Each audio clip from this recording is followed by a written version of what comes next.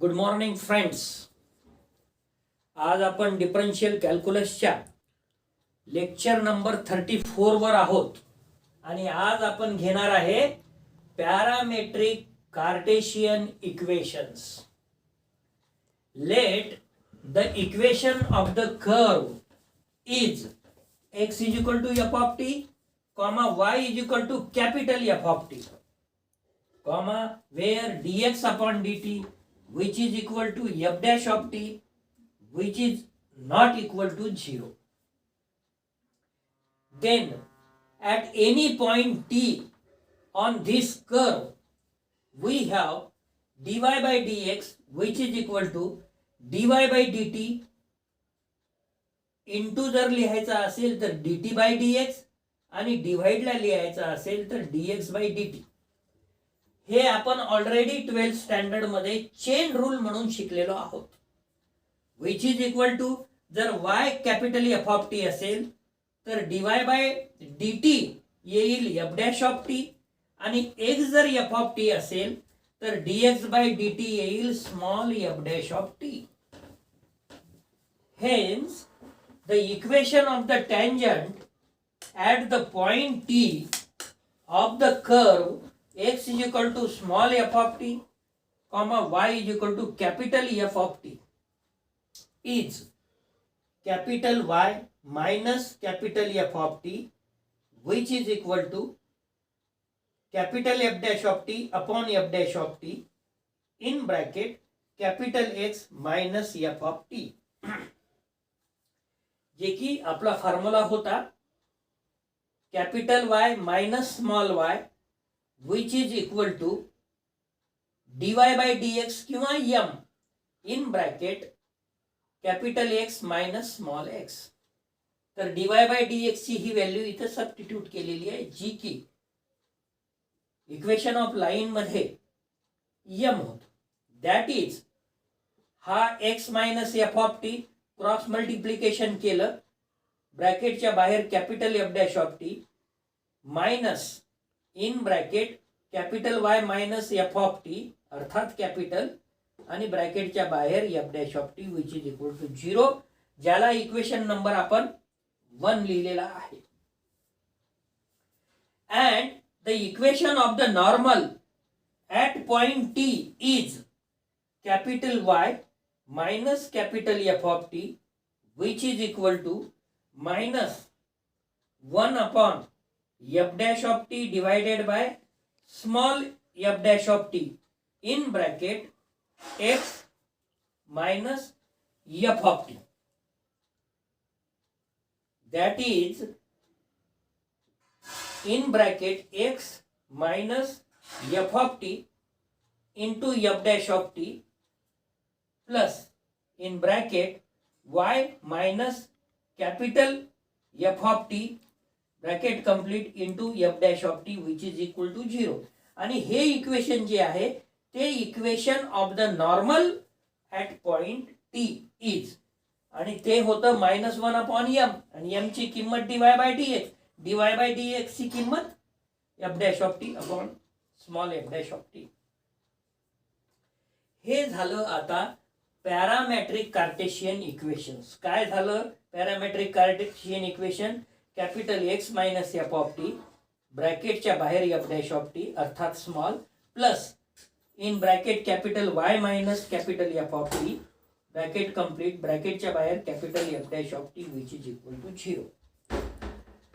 आता एक्झाम्पल्स बघू जे की पहिलं आहे find the equation of the tangent and the normal at any point bracket मध्ये x comma y of the curve y is equal to c cos hyperbolic x by c.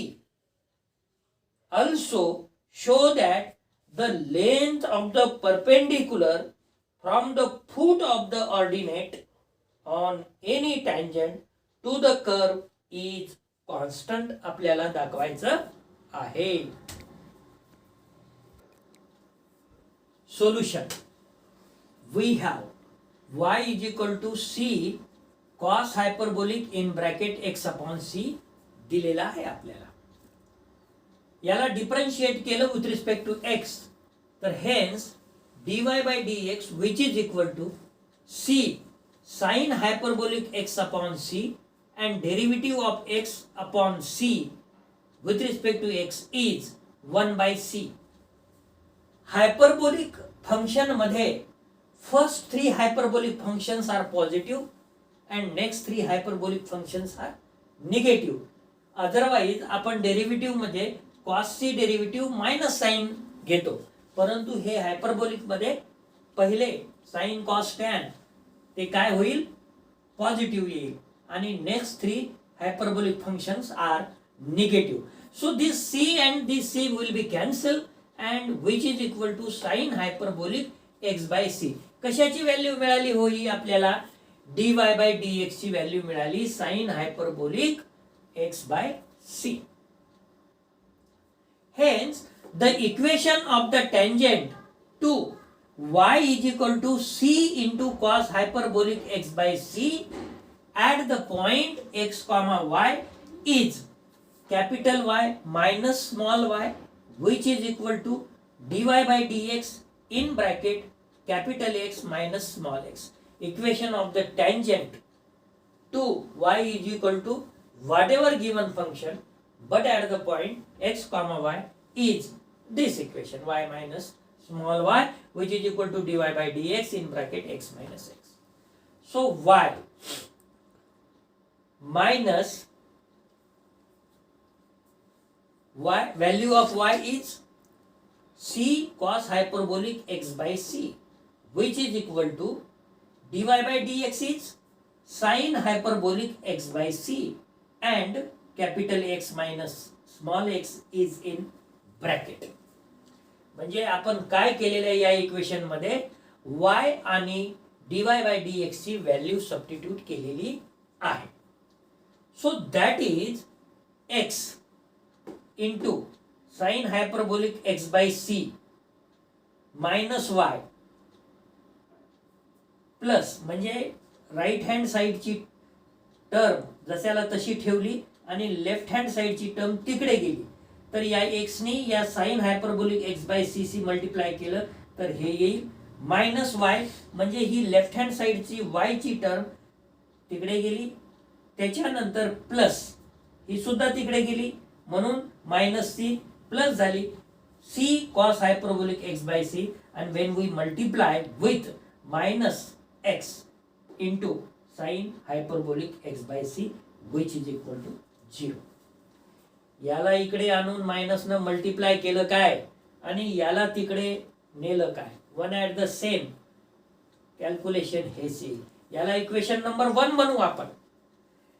And that of the normal is capital X minus x plus dy by dx in bracket capital Y minus y which is equal to 0. That is capital X minus x plus dy by dx ची value काय काढलेली आहे आपण, dy by dx which is equal to sin hyperbolic x by c in bracket capital Y minus y ची value काय दिलेली आहे आपल्याला प्रॉब्लेम मध्ये, y is equal to c cos hyperbolic x by c so which is equal to 0. याला equation number 2 म्हणू. आता आपल्याला the length of the perpendicular from the foot x comma 0 of the ordinate of x comma y to the tangent 1 is. आता तुम्हाला आधी formula माहित पाहिजे. हे बघा formula, length of the perpendicular from the point x1 y1 to the line ax plus by plus c is equal to 0. आपल्याजवळ ax plus by plus c म्हणजे कोणतं इक्वेशन आहे, इक्वेशन नंबर 1. या 1 इक्वेशन मध्ये a ची value आहे sin hyperbolic x by c, small x ची value इथं कॅपिटल X प्लस b ची व्हॅल्यू इथे -1 y कॅपिटल Y ची व्हॅल्यू y प्लस c म्हणजे दिस ब्रॅकेटेड value c cos hyperbolic x by c minus x sin hyperbolic x by c. तर हे आपल्याला equation of the line use करून formula use करायचा आहे is ax1 plus by1 plus c divided by under root मध्ये a square plus b square हा result. आता इथे the length of the perpendicular from the foot x, 0 of the ordinate of x y to the tangent equation 1 is x. हा a ची किंमत किती आहे म्हणालो मी, sine hyperbolic x by C. Sign hyperbolic x by C ह्या capital x च्या बदल्यात x मायनस इथे minus 0 because value of y is 0 plus 0 into anything is 0 म्हणून 0 प्लस c म्हणजे by प्लस c. c ची value c cos hyperbolic x by c minus x sin hyperbolic x by c divided by under root a चा वर्ग sin hyperbolic square x by c plus b ची value -1 त्याचा वर्ग plus 1 which is equal to x sin hyperbolic x by c minus x sin hyperbolic x by c will be cancelled and only remaining at the numerator c cos hyperbolic x by c. What about denominator?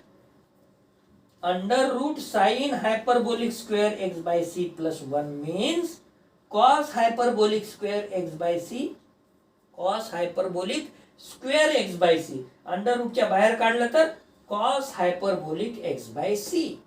This cos hyperbolic x by c cancel with this cos hyperbolic x by c, so only remaining is c, and that is constant. Why it is constant? Which is free from x comma y and is therefore constant. जे की आपल्याला prove करायचं होतं. काय prove करायचं होतं आपल्याला? The length of the perpendicular from the foot of the ordinate of x comma y to the tangent equation is constant आपल्याला प्रूव्ह करायचं होतं, जे की इथं प्रूव्ह झालेलं आहे. मग याच्यासाठी काय वापरलं ते तर आपण आधीच सांगितलं. हा formula length of the perpendicular from the point x1, y1 जे की इथं x1 ची व्हॅल्यू x आहे, y1 ची व्हॅल्यू 0 आहे. a ची व्हॅल्यू या इक्वेशन नुसार to the line ax plus by plus c is equal to 0 या इक्वेशन नुसार a ची value sine hyperbolic x by c आहे, x ची व्हॅल्यू x आहे, b ची व्हॅल्यू -1 आहे, y ची व्हॅल्यू इथे 0 आहे आणि प्लस c ची व्हॅल्यू ही ब्रॅकेट आहे. c cos hyperbolic x by c minus x sin hyperbolic x by c, जे की आपण हा रिझल्ट वापरल्याच्या नंतर आपल्याला हे प्रॉब्लेम इथं कंप्लीट झालं. तर आज आपण एवढ्याच प्रॉब्लेमवर थांबू. नेक्स्ट क्लासला आपण नेक्स्ट एक्झाम्पल घेऊ. त्यामुळे धन्यवाद.